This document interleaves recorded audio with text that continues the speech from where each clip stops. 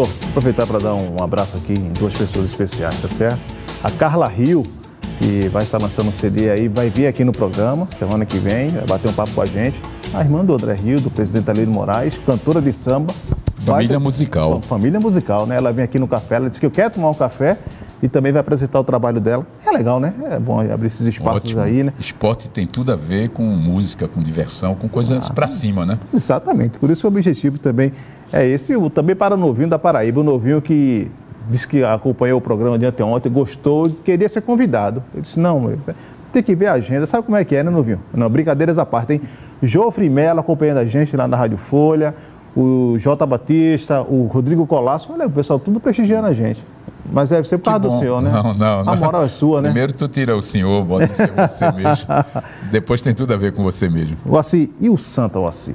Você começou falando das questões financeiras do Santa, mas eu fico impressionado que Tininho é o tipo do diretor de futebol que consegue fazer um bom time, sem dinheiro. Como é que é isso? Que mágica é essa, né? Eu venho acompanhando o trabalho do Santa Cruz no critério contratação, e é um trabalho bom, porque como você não tem recursos também, é bom que se diga, porque parece que o Náutico é o único time que deve. Nós temos uma crise já há um mês no São Paulo, por exemplo, crise grande, 10 milhões de déficit mensal. O São Paulo desmontou parte da equipe, vendendo, está sendo debatido muito, sendo criticado muito a diretoria, desde as brigas lá atrás, há 3 anos, do Juvenal Juvencio. Então não é uma coisa do Náutico, uma coisa do Santa Cruz. Eu lembro não é exclusivo não. Não é exclusivo não. Alguns têm crédito e alguns têm como. O São Paulo está vendendo jogadores para saldar. O ano passado o presidente do Corinthians deu declarações que eu fiquei favoravelmente impressionado, porque quando ele cedeu o ano atrasado o Sheik e o Guerreiro para o Flamengo, ele disse que não tinha condições de pagar folha de 1.900.800 para cada jogador, porque tinha um débito da Arena com a Caixa Econômica, que era a prioridade. Então veja a racionalidade. Aí ele diminuiu a folha do Corinthians e os jogadores foram para o Flamengo. Eles têm mercado internacional, inclusive. Mas eu estou citando isso porque mesmo as equipes que têm um orçamento altíssimo, mas às vezes eles gastam mais do que recebem. O maior orçamento do Brasil, captado de diversos recursos, é o do Flamengo, mas o maior débito também é do Flamengo, junto com o Botafogo. Então, não é uma coisa nossa, mas temos que avançar nesse campo da gestão, principalmente da gestão financeira. Ela tem que ser profissionalizada, sabe, Wallace? Eu acho que os nossos clubes, não todos, mas vou particularizar, voltando aqui para Pernambuco, tem uma visão um pouquinho diferente. Você tem o Atlético do Paraná, de 2001 para cá, quando começaram as mudanças no futebol brasileiro, só ficou fora uma vez da Série A. É um trabalho que não aparece. Agora você tem uma Chapecoense, você tem uma Ponte Preta que estão tentando entrar nesse meio caminho. Agora, como é que eles fazem? Tem o diretor para cuidar da torcida, que seja torcida organizada, para fazer festa. São profissionais, né? Para ir discutir, para dar entrevista. Agora, quem cuida das finanças, quem cuida de contabilidade, quem cuida de marketing, sai fora desse negócio de ser dirigente torcedor. É um profissional. O São Paulo paga R$30 mil ao diretor executivo. Todos são remunerados. É uma remuneração de mercado de grande empresa. Um grande executivo é por aí.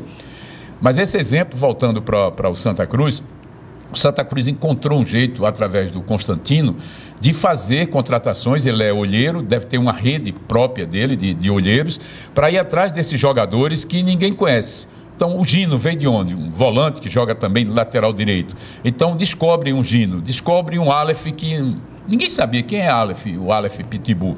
Então, quando você pega um monte de jogadores, claro que ele não acerta todos, como a contratação do Parra, o Júlio César, centroavante, que é o Júlio Sheik, mas acerta na maioria. Então, se você olhar, são números que os não acertos que são quase... exatamente. Né? Você tem 70%, 80% de acertos e poucos erros. E na maioria dos times, isso é exatamente o contrário. Eu acho que o forte do Santa Cruz, para inibir ou minimizar essa situação financeira que não é confortável, é exatamente ter uma política de boa contratação, que aí atrás do jogador que não é conhecido, porque se ele for muito conhecido, você não pode pagar. Então você tem que descobrir o talento que está escondido. Os jogadores também têm uma coisa interessante no Santa Cruz, recuperar jogadores que já estiveram bem, caíram numa espécie de ostracismo e o cara está com muita vontade de uma oportunidade. Aí vem pelo salário barato, vem até de graça, que é para se reinserir no mercado. Tipo o Denis Marques da vida foi assim, né? Que era ex-jogador. O Denis estava um ano quase parado, né? Cheio de problemas, mas aí veio para o Santa e correspondeu. Se motivou, acabou jogando, né? Tinha um jogador que estava escondido também, que era o Raul, aquele meia que fez meio de campo com um Sorriso. Sim. E que estava escondido. Chegou aqui e virou o craque do time, junto com o Sorriso, jogando de meia. Quer dizer, tem essas coisas que já vem há algum tempo Santa Cruz fazendo, com muita eficiência. E Raul, bom jogador, né? Bom jogador, tecnicamente muito bom. É justamente isso que eu falo, porque você tem na oportunidade Luciano Sorriso, o Raul, jogadores bons, baratos, e que o time acabou dando o que a torcida queria, que era o título. Se a gente observar os últimos 5 anos, só deu Santa, né? Em 6 títulos ganhou 5, né? E em cima do Sport, que normalmente a gente vai falar do Sport, time, né? Com salários altíssimos, com a folha gigantesca, mas tem que se entender que dentro de campo é que se ganha jogo, né? Porque as folhas maiores são do Atlético, do Internacional. A folha do Internacional, o ano passado, era a maior do Brasil. Esse ano eles deram os cortes, é a terceira. Mas o time não só caiu para a segunda divisão, como perdeu para o Novo Hamburgo, que é a sexta força, né, do futebol gaúcho, né? Quer dizer, se você fosse medir pelo salário dos jogadores, o Internacional estava na primeira divisão brigando pelo título. E não é verdade. Você tem que mostrar isso dentro de campo. Que legal, né? Aí eu te pergunto, professor, essa olhada de lado, com certeza, já foi para brilhantar um pouco o nosso programa. Ela não teve como não me distrair. Não teve como me distrair, né? Bom, chega aqui, Estela Soares. Estela é a nossa companheira do One Sports, mas ela está chegando hoje aqui, é dia de trabalho. Deixa eu captar aqui, te dar um abraço gostoso, meu Deus. Que bom. Eu senti a presença dela. Pode, não tirou a concentração, né? Total. Aquela coisa toda. Não sei se voltarei a me concentrar, inclusive. Não, mas fica tranquilo. A gente está falando do Santa, a Estela já entra também na conversa aqui, daqui a pouco ela vai organizar, porque o One Sports começa de 9h15 hoje, né, Estela? Exatamente, Wallace. 9h15 da noite, pontualmente tem One Sports. E a gente tem um monte de surpresa gostosa aí, tanto pro programa de hoje quanto de amanhã, que a gente já vai começar a preparar também. Olha aí, tá vendo? Que bom. Aqui é proatividade, Estela é proativa. É um bate-bola, em alta velocidade. Em alta velocidade. E falando em alta velocidade, esse time do Santa, ele vai chegar longe nessa Série B? É um time para brigar pelo acesso ou não? Não, é um time que também mudou de treinador agora, né? Não, na verdade, o Santa não tem treinador, né? É aquela história, ele tá ganhando, tá deixando, apesar que perdeu. Ficou Adriano. Né? Se bem que eu, se fosse diretor, ele ficaria. Porque manteria. Manteria. Não tenho nenhuma dúvida. Você fazer uma analogia com o Daniel Paulista, foi 70% de aproveitamento. Você traz 300 treinadores de grife, e 20, 30, e o Daniel, mas aí o cidadão ainda não tem nome forte, olha, o grupo é muito alto, não dá, e acaba dispensando. Você dispensar alguém com 70% de aproveitamento, só me lembrei do Cruzeiro com o bicampeão com o Marcelo Oliveira e foi dispensado. O Cruzeiro vendeu uma série de jogadores no terceiro ano para brigar pelo tricampeonato.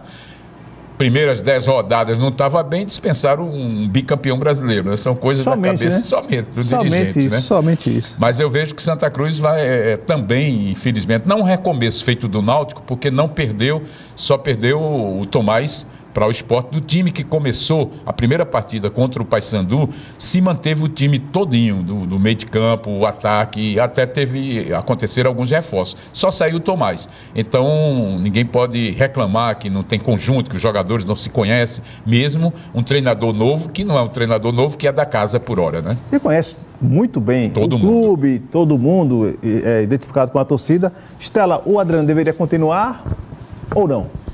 Olha, eu acho que essa solução de você ir levando com a barriga do Santa Cruz está funcionando, mas eu acho que não deveria, porque até o próprio Adriano, por mais que ele se sinta motivado poxa, se eu continuar vencendo, se eu continuar trazendo bons resultados, eu posso ficar, e aí...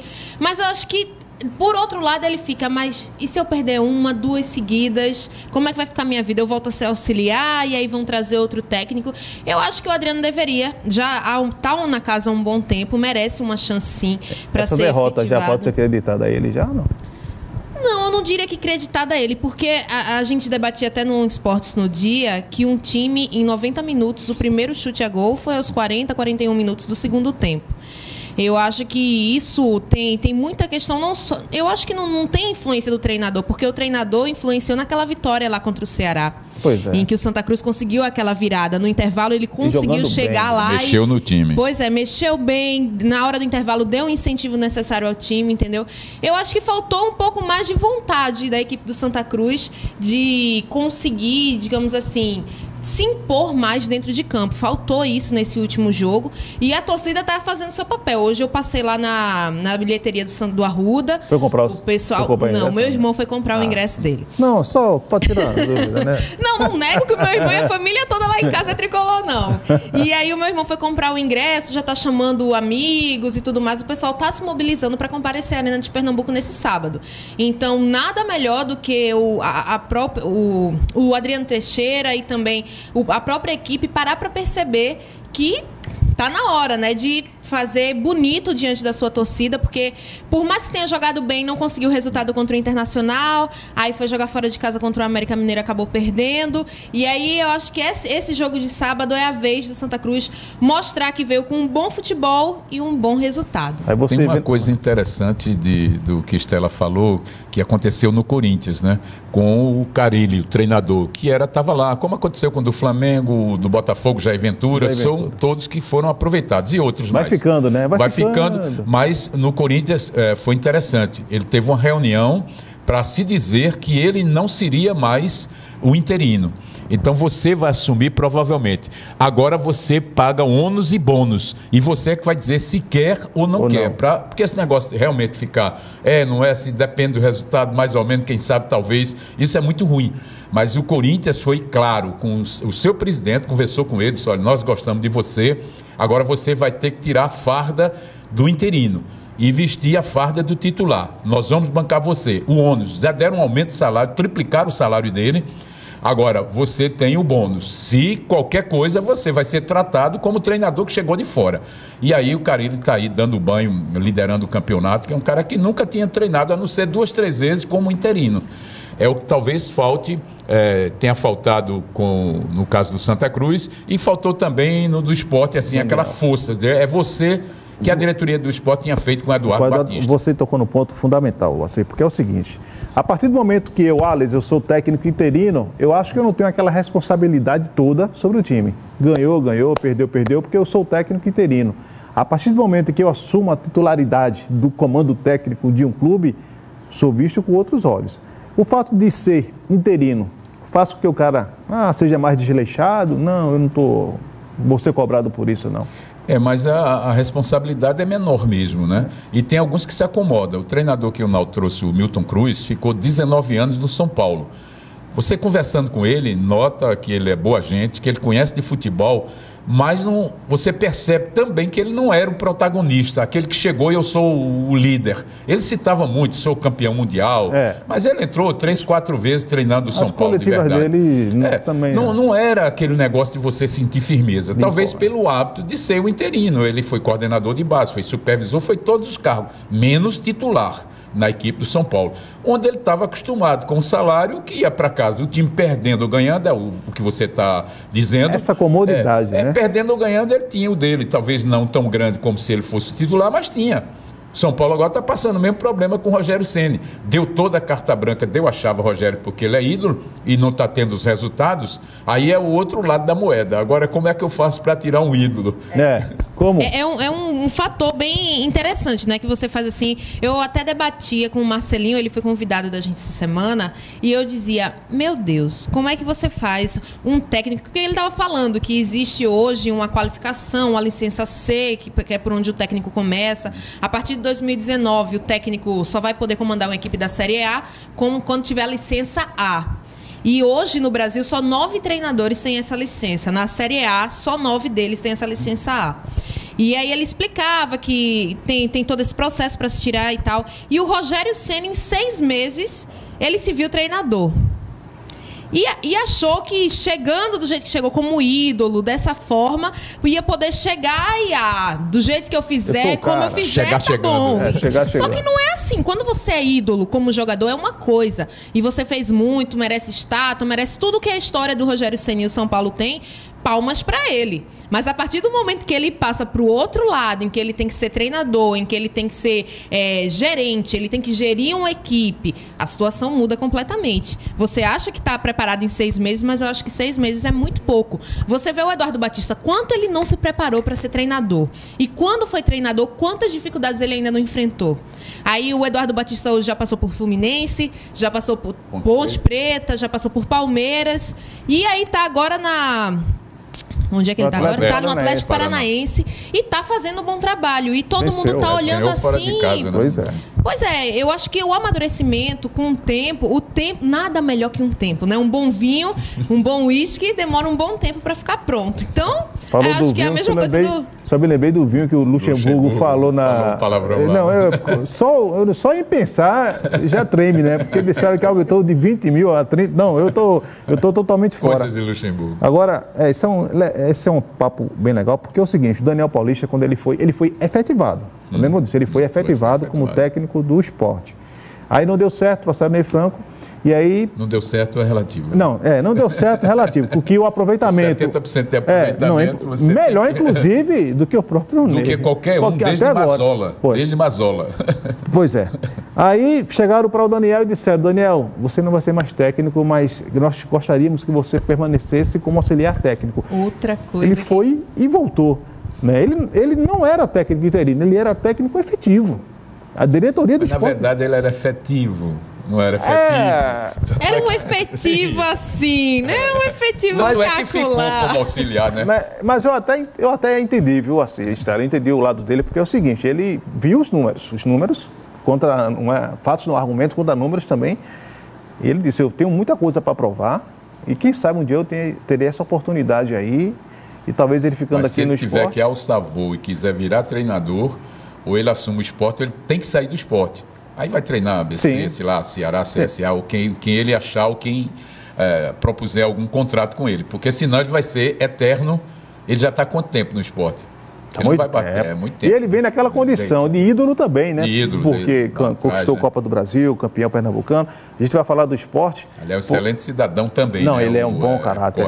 E fala com todo mundo, não tem problema nenhum, viu? Ele olha para você assim, o Assi Matias, né? Você é o ele cara. Ele fala né? com você? Fala não, ele não sabe quem eu sou.